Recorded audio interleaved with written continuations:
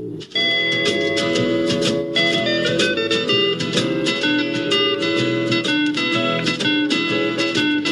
world's calling, but son, don't you listen. They're only trying to drag you back into prison. That's right. Welcome back to What Have You? I'm Becca Merkel. And I'm Rachel Jankovic, and we came this time, and we're waiting to see if the Holy Spirit edits us up like you did last week. We were so diligent last week. We got together. I was leaving Made town. it happen. I was like, we did it early so that it could be done before I left. I think what happened is that we were too witty for our own good. We were. And we had too much fun. yeah, actually. I think we might have been sailing a little too close to the wind on the last one. So I think we might have tickled ourselves too much about sensitive issues, and then the Holy Spirit shut it down before we released God it. in his providence. I don't know. The tech people are, one of whom is my daughter, are telling me that I never... tech people. I know. That I never pushed play, which is not true because we were both of us watching the time on this thing. And I know, and you know, it was a supernatural intervention. It was a miraculous shutdown. Actually, I wish that God would do that more often. Wouldn't it be great? Just kill the technology when it's like you say something you shouldn't have said, but it just gets magically wiped. It just got sucked into the void. Not Nobody heard it. You didn't actually say that to people. No one noticed that you just said those things. So all of you can just still be our friends and not know what things were said last week. So, what have you been up to these days? Been on the just sort of... I have a very hard time describing what my life is largely like, but I was talking with some friends last night and we were all laughing too hard about this, but it is like when you have multiple children, people are being real great, but my word, do you say the same things so many, like the amount of conversations that you have in a day is hilarious. Like or you feel like I've said this 72 times, but I don't know if you were in the room. For all you know, this fifth child may have just never heard it. No, they may have just finished reading a novel downstairs and staggered up to say, "Hey, Mom, what's for lunch?" And you're like, "If you ask me that one more time," and they're like, "I haven't been here for a long time."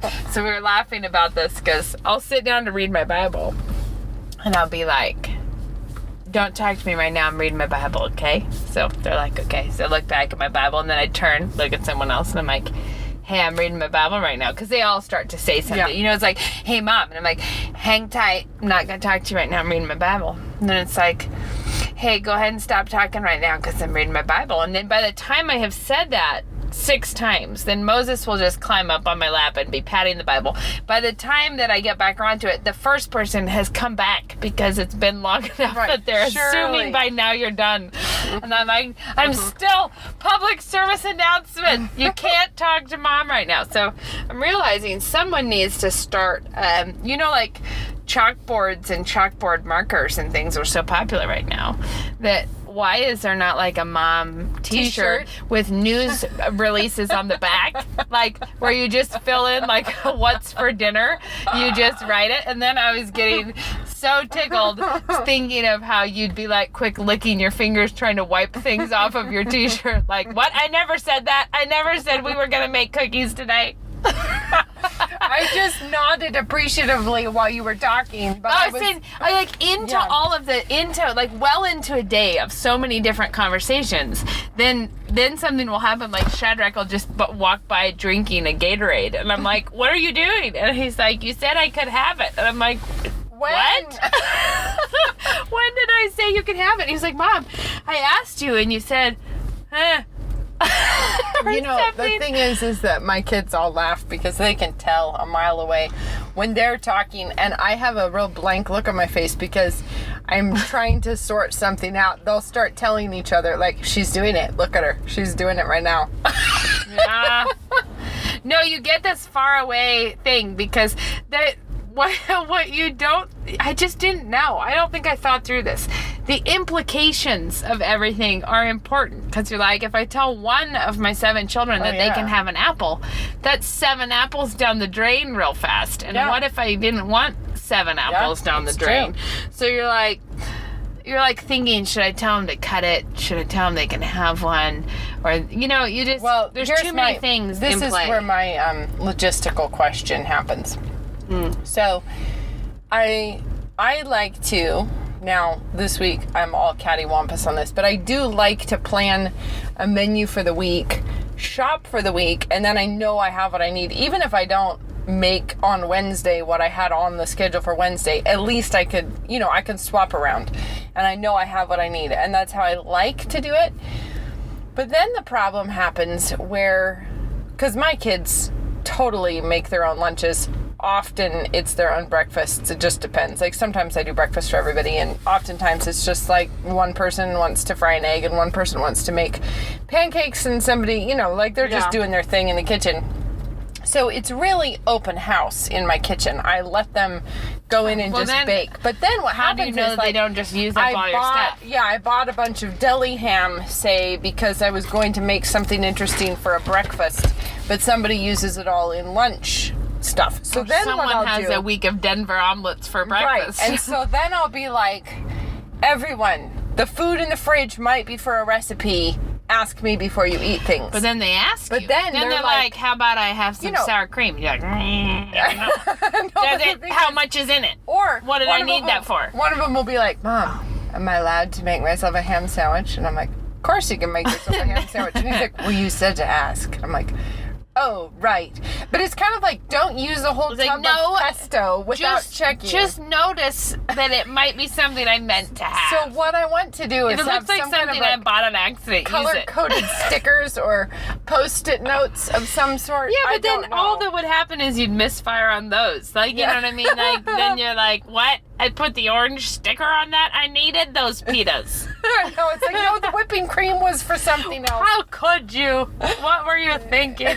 It is a You know what I've also started doing? Wild times. This is a little confession of something I've done this summer.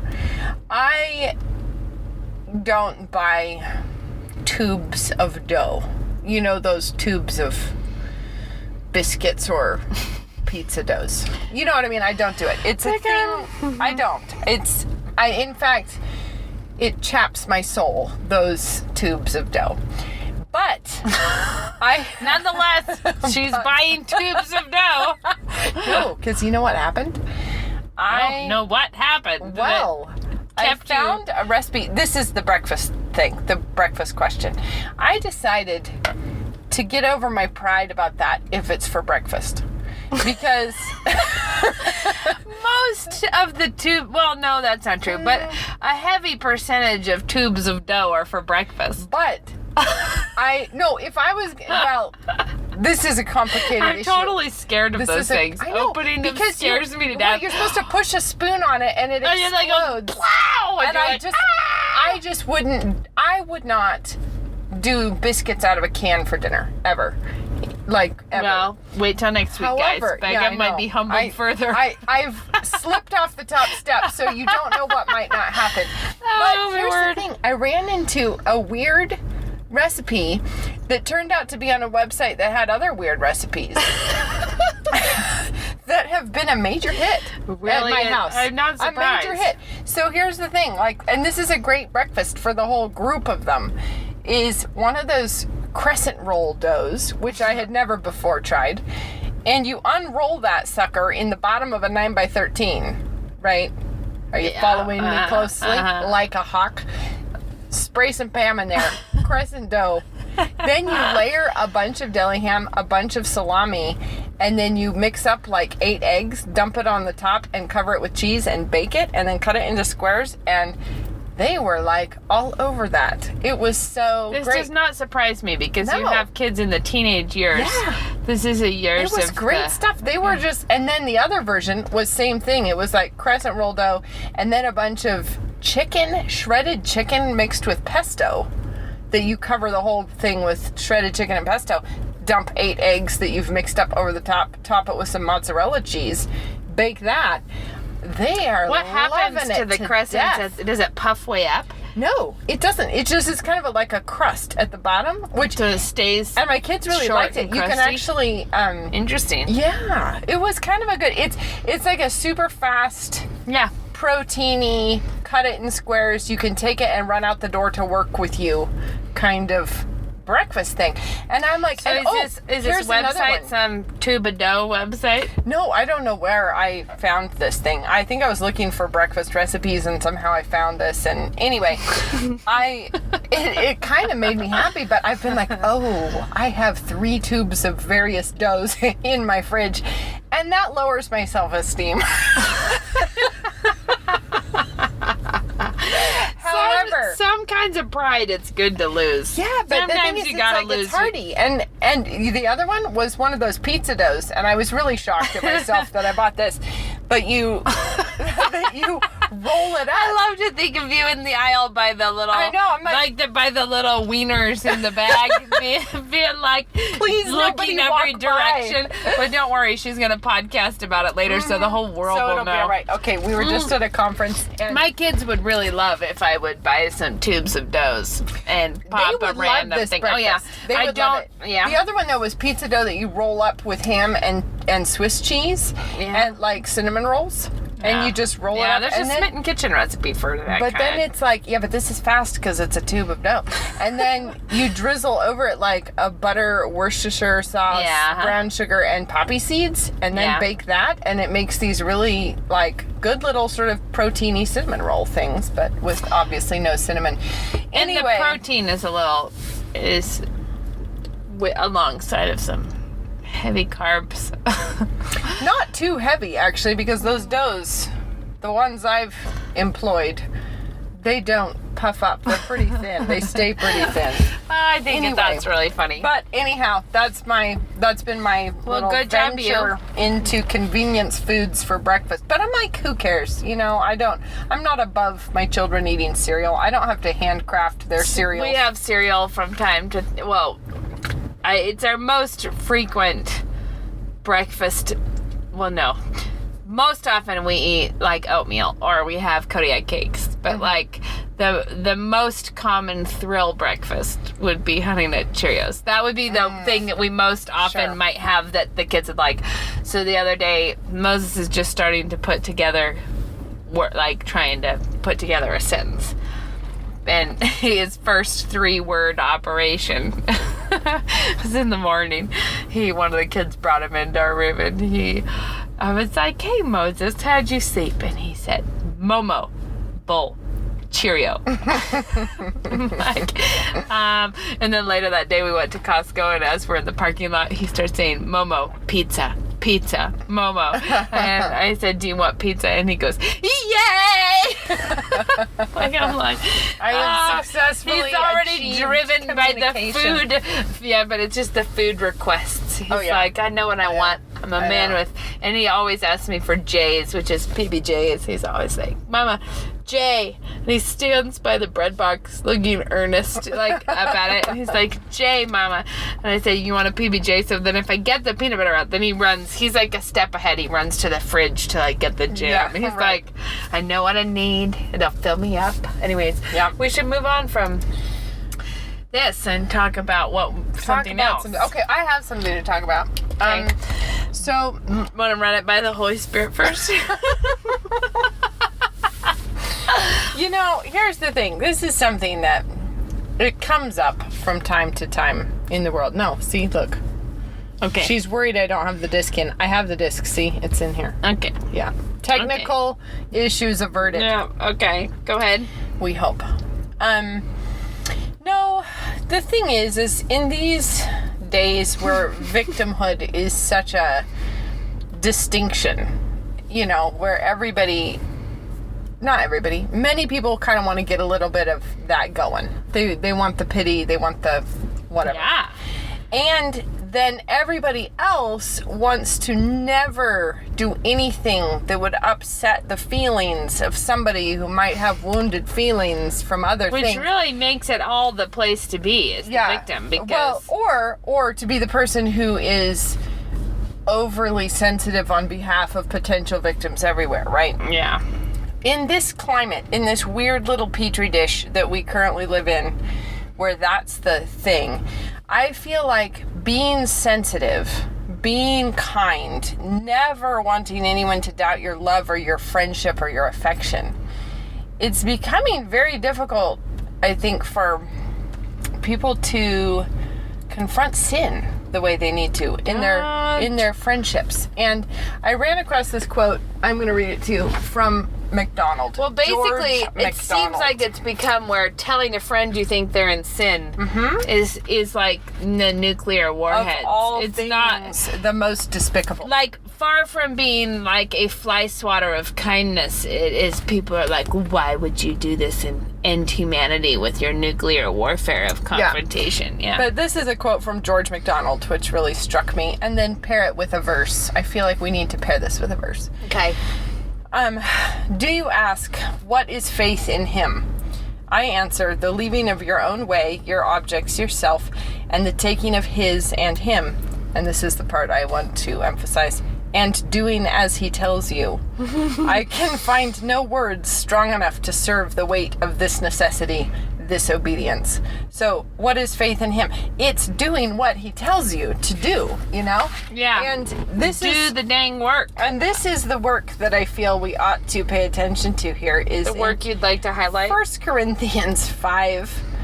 He says, I wrote to you in my letter not to associate with sexually immoral people.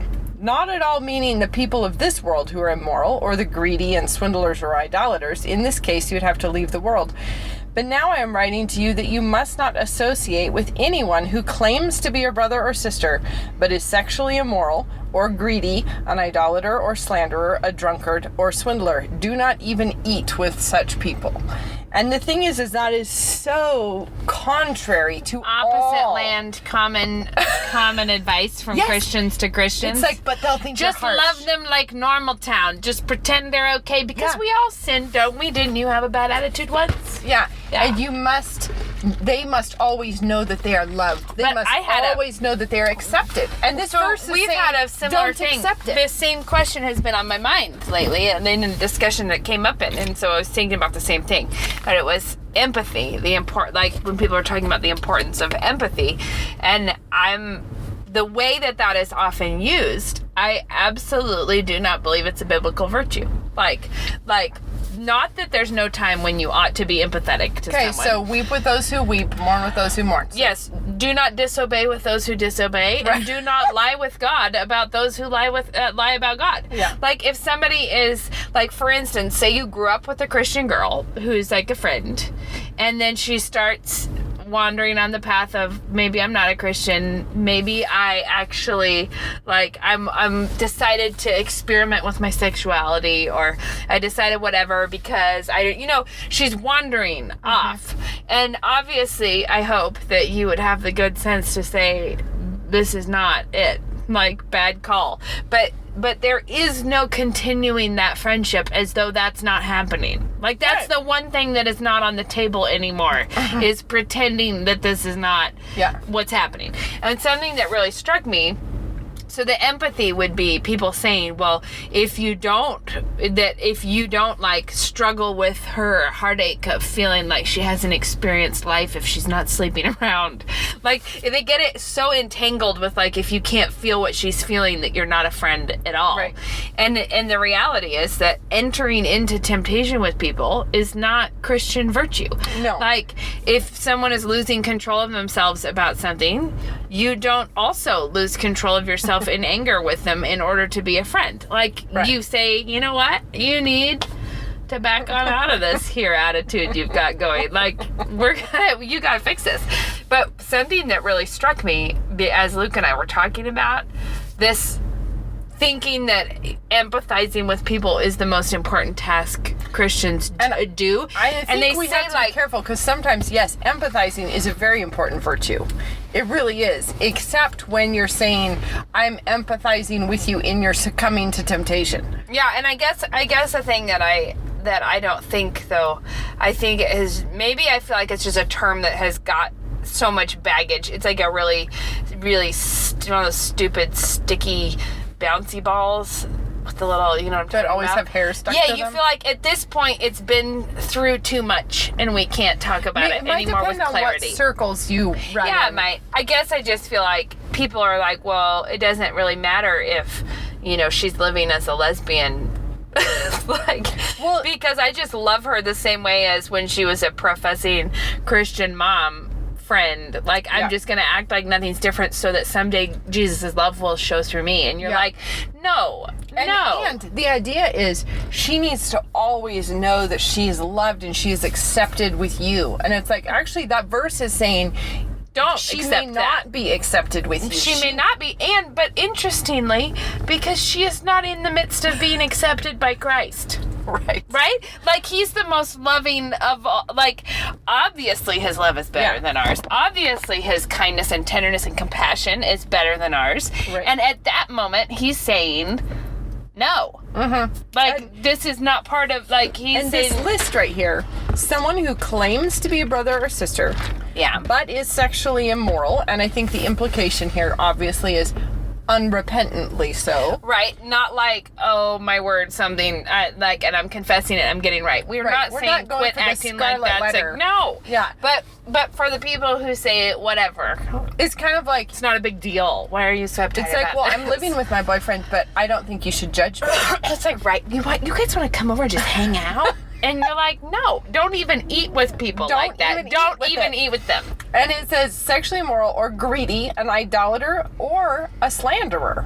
It's interesting. And that is an interesting one. A drunkard or a swindler. So- now, greedy is kind of, I think you don't want to go around thinking, I think he's a bit greedy, so I'm not going to eat with him. I'm using my special, those detector, the little glasses that you might get in a cereal box to read my world and be like, you're looking a little greedy. Yeah, You can't but I eat with think me. what this means is, like, there's lots of things where it's like, if you've got a girlfriend who is doing really badly, let's say, and let's say she does claim the name of Christ, right?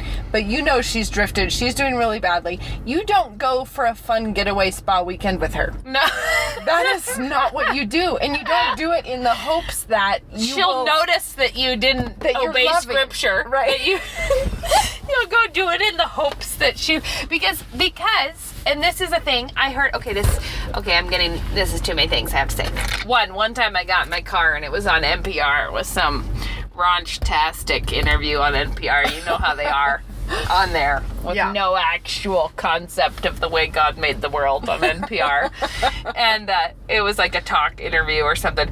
And I only heard part of it, but it really struck me. It was like an interview with a woman and a son who came out around, like, he came out as gay and then his mom came out as gay later. And you're like, let's just explore this really healthy family life. How far down does this abyss go? Yeah, but the thing that just struck me, like, holy moly, because she was saying he was such a great example to me, and his courage really made me come out. Oh. And he was saying, and it was kind of comic, because what he said was that he realized that he was actually still really not all the way okay with it, because when his mom came out, he really minded. Mm-hmm. Which is like, yeah, because she's breaking up your parents' marriage, and she's, like... And that he was like... Also because there's 4,000 reasons to mind it. But he was trying to be all open and loving, but then he was not as open and accepting of his mother being gay as... There was some... So bad. There was some element of the farce in it, like... Where you're like, oh my gosh, that's so bad. This is like so tragic. But It's the part that I slapstick. thought was remarkable was that she said, yeah, he really gave me the courage to come out. And she said, because I watched and he came out and nothing happened. And that's, like, she was saying he came out and it cost him nothing. Like, the whole family still accepted him and nobody was weird to him. Right. And I realized it's okay because nothing happened. And I was like, so Christians, that was just a little snapshot of a thing to see that it does not feel fun to be the person who makes it feel to someone in sin like something happened. Like, where they're like, now I'm going to be a lesbian, and I'm still going to say I'm a Christian, but I'm a lesbian. It does not feel fun to be the Christian who says, who says, no, something happened between us. Right. Like, your sin happened between us. And consequently, this is over. Like, you may not continue to hang out with me as though all is well in the hood. And we're just going to be It's movie not buddies. all well. We're No. not buddies. Like, what you're doing, I will not even go to eat with you. Like, Right. until you're ready to confess Right. this. At which time, Right. of course, we would. Of course, we Yeah. would. And they need to know that. But like there's a far cry from the father of the prodigal son running down the road to meet him when he's coming back. Yes. And him running to the pigsty to say, you're here. I'm so glad you're here. I brought the band. I'm going to have a party here in the pigsty with you Yeah. because I love you that hard. Well, it's like, no. But you also He's in the middle realize of sin. the fellowship must be broken. Because what fellowship does light have with darkness and so forth. But the thing that's hugely important is you're not the one breaking the fellowship. It's they the did. person in sin, and so they need to know that the way back is wide open. The door is Always. right here, and you can Always. come back anytime. And I would be thrilled. You're gonna have to stop stealing things, and you're gonna need to go ahead and make some restitution. And as soon as that whole activity has begun, you won't even believe how welcome you are here. Right. Like, And so they need to know that you would drop anything, anytime ever to welcome Yes. them back, but that they're the ones that have walked out. They're the ones Yeah. that have turned away. you're like, And- I'm sorry that you're choosing to not be friends. right. And you're choosing to not be friends by choosing to do this Right. sinful thing. If you Yeah. choose to be friends with the darkness, You're then not friends with me. you have made the choice to walk away from the Because light. if you're a Christian who is friends with God in that way, you cannot be friends with his enemy in a way that he told you to not be. Right. And the thing Can't is, Paul is very clear in that same little passage.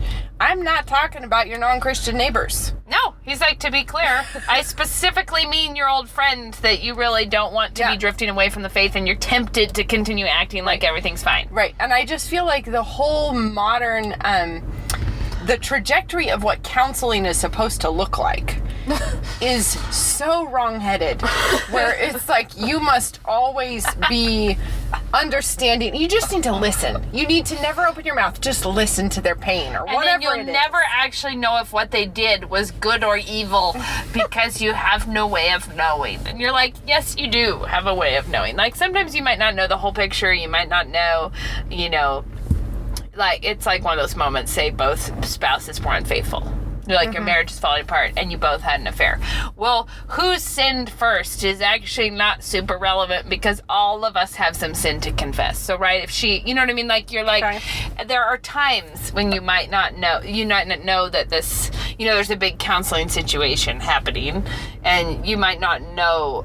I just feel like people act like I can't come down on this person for having had an adulterous affair if I don't know what her husband was doing that might have provoked it in Right. her.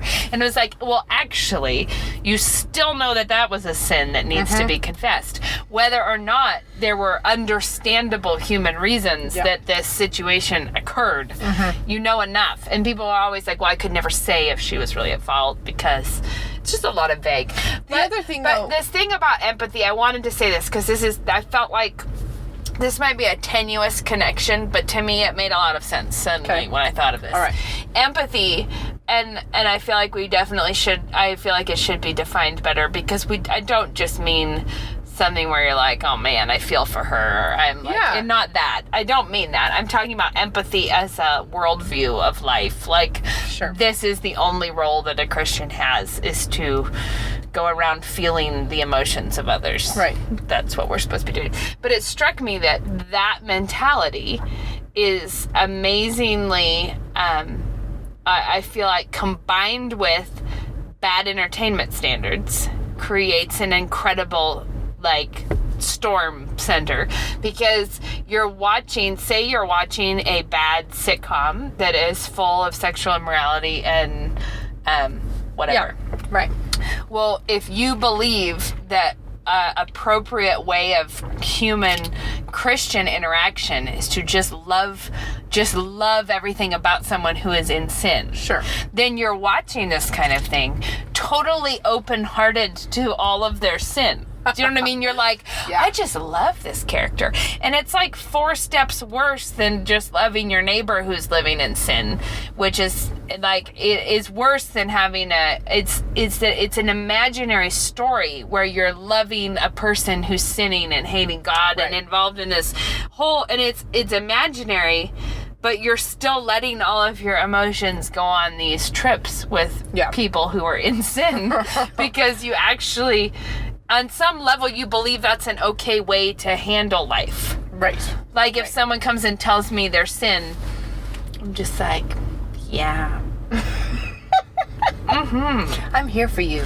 I'm here for you. I love and I you. said this, I don't And the believe reason in you're- running into your friends' lives and looking around like you're looking for cockroaches in their No. life. Like, could I find any secret sin over here? I don't believe No, in that. you That's don't not, need to go around having the gift of no, rebuke. but if they confide in you their sin, then you confide in them what God thinks of it. Yeah. Like, that's how it goes. And the one thing I would also say, too, though, is that we all can think of a really complicated case. You know, like, let's say you have a friend, and yes, she was technically raised in the faith, but then she just kind of drifted away. But then her home church excommunicated her, yes, except they never really did. They just kind of talked like they might, but then she walked down the road to the other church where she's accepted in full standing.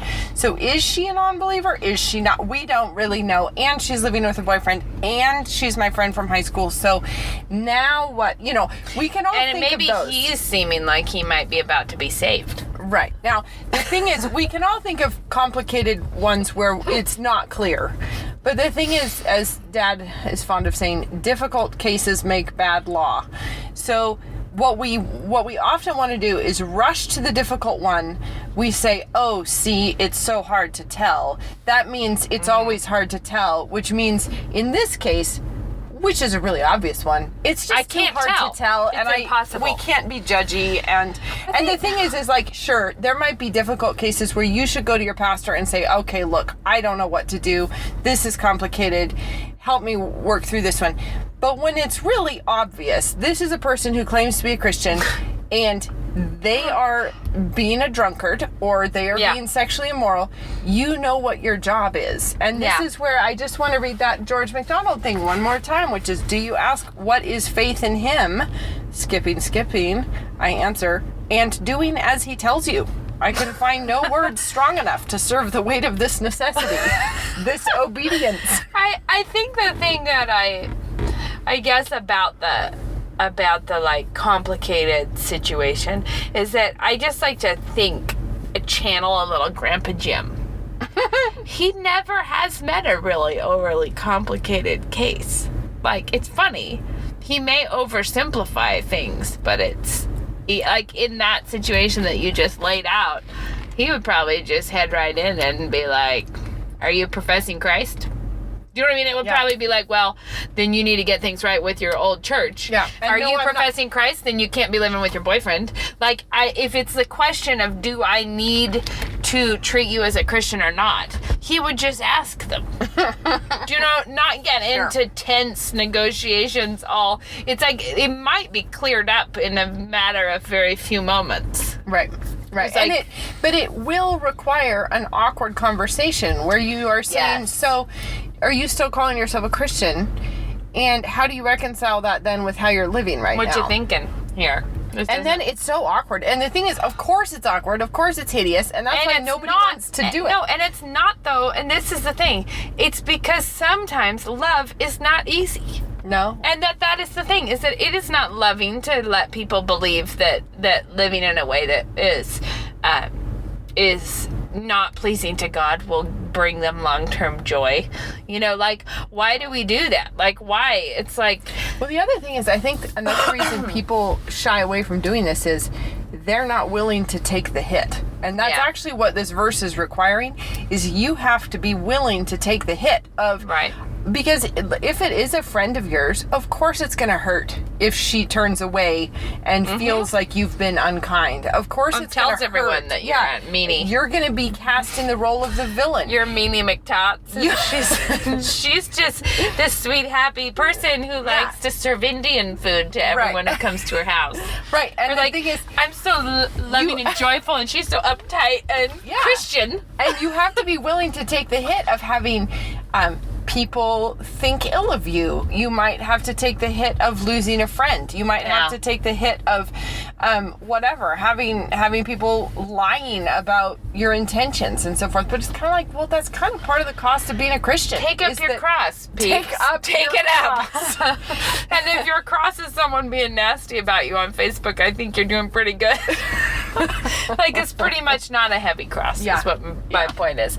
But I also think that when I said channeling Grandpa's also, it's not just that he'd be straightforward. He's one of the most effective personal evangelists that I've ever even heard tell of. But it is because he's always talking about it. And he was telling me a story just the other day about telling somebody, well, or you're not going to have dinner here because you're living in sin. They're going to have to get out before the meat hits the table. That's what he said. He was like, you're here for counseling, but no fellowship. You're here for counseling. You are not here for fellowship because you are unrepentantly in sin.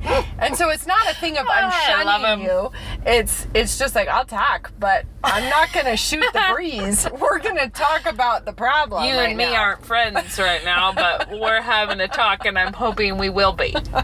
Hoping we'll come around to being friends. But anyway, we should have a tip, and I'm trying to remember, what did we talk about last week? We had tips last week, but I don't know what they were. I don't think that was what the Holy Spirit edited. Maybe it was. Were our tips that bad? Maybe our tips were terrible. I think the tips is the hardest thing for me because I'm like, oh man, I've got nothing. I have not a tip. The only tip I have right now is applicable to only me because I'm reglazing windows again. Yeah. I'm like, hey guys. In our vast podcast listeners, there's probably at least 1.5 people who care about that. A smear of glazing compound off of the glass. Oh, tell me more. A used dryer sheet is oddly effective. Anyway, that happened by accident, but nobody needs to know that. You just saved us all a ton of time. Saved us so much time. Yes, you did. I know. And I can't remember what our tip was. I've got no idea. You know, I feel like I should be able to think of something because I know there are things that I'm like, what? That worked so well. This is such a hot, but man, what we're are tipless. Completely.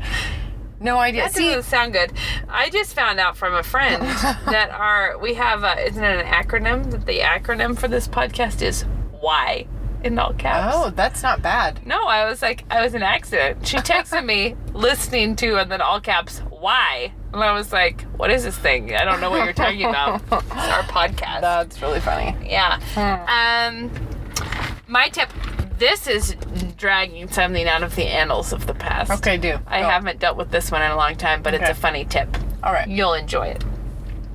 My tip was, I have this thing about my kids not being allowed to be picky eaters. I'm like, you're not going to be those people. You're just not going to throw up if you see a chunk in your peanut butter. Brussels sprout. Yeah, it's just not happening. Sure. No, the Brussels sprout's one thing, but my kids I realized I had accidentally created smooth peanut butter eaters. Yeah. And I really prefer crunchy. Full confession, I think one of my children one time told a friend's mother that he was allergic to chunky peanut butter. The allergy attacks He's like, me. I'm bringing out the allergy excuse. But I realized that my kids, I was not like, allergic to this smooth. is actually not a thing. This is not a thing you're going to be. You're not allowed to not like chunky peanut butter. You have to be versatile PBJ eaters. Right. We got to get some texture into your life. I'm just merciless about this kind of thing. But anyways, it was found that one of mine didn't like chunky because she thought it was the shells. That would be gross, but it's not that. But anyways, I bought the chunky peanut butter. This was years ago that I did this. I bought super crunchy or whatever, and I still had smooth for sandwiches. But I said, when they wanted a snack, I would say you can have a spoon of peanut butter, but it has to be crunchy. Right. And it was some instant turnaround. They were all like, this Really? is quite delicious. Like, and I was like, it is good. So now you cannot mind that on a sandwich anymore. Yeah. And now I always keep them on their toes.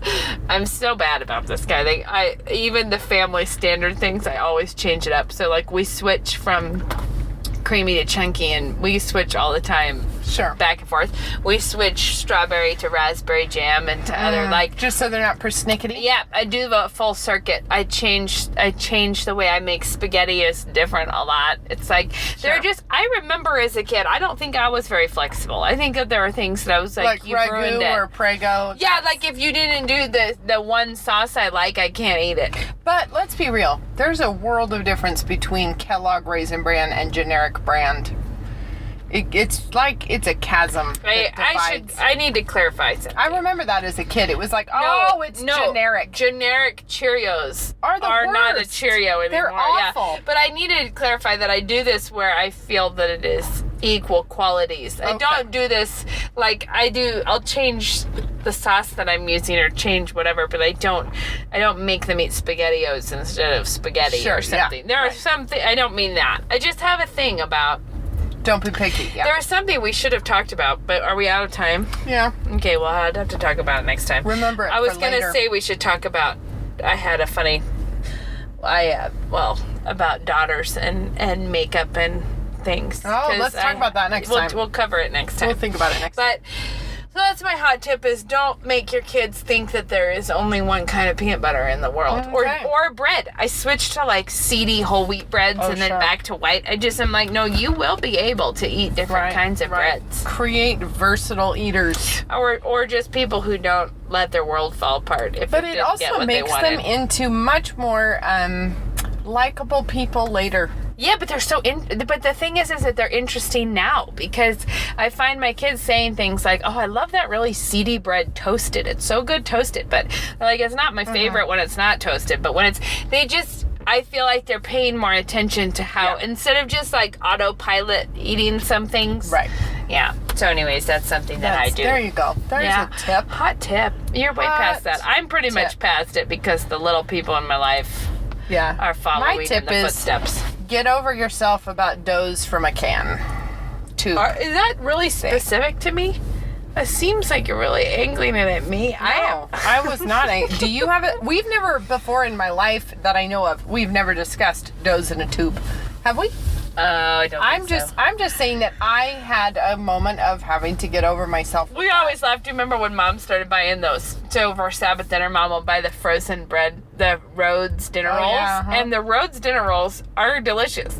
They're like frozen dough balls that you proof on the cookie sheet and then bake, and they're very easy and they're good. But the funny thing is, Mom would make those, and it is like every single time she makes those, you have guests that would be like, "Could I get the recipe for these rolls?" They're amazing. And you're like, "This would be really great if no one ever asked me for the recipe." But every time I'm like, "It's just these bag of frozen dough balls." But I hate the bread. They have bread loaf ones. Oh, I've never tried those. Well, they taste fine. The flavor's fine, but it's like a frozen log. And so by the time I feel like I used it when it was like a Colorado calzone or something. It was like provolone and sausage and stuff that you roll up in it. And it would thaw, but man, you roll that thing out and then it just shrinks back down into a loaf shape. Oh man, I know. And then you roll it out and it's like, whoop. Yeah. Yeah. And so that makes it difficult. Anyway, Yeah. Becca gets over the tube. I'm having a You should spiritual journey about share it. these tube dough breakfast Loaf bonanzas for us. I will. Yeah. I will do that. It's interesting I should have shared my hot Actually, tip for you know what? Papa Hold Murphy's on. upcycling. No. Yes! No. Yes! I have to tell you though that these breakfasts, you can make them the night before, all of them, and put them in the fridge. Like bake it? No, and then bake it in the morning. And the dough sitting at the bottom of that does not get fishy?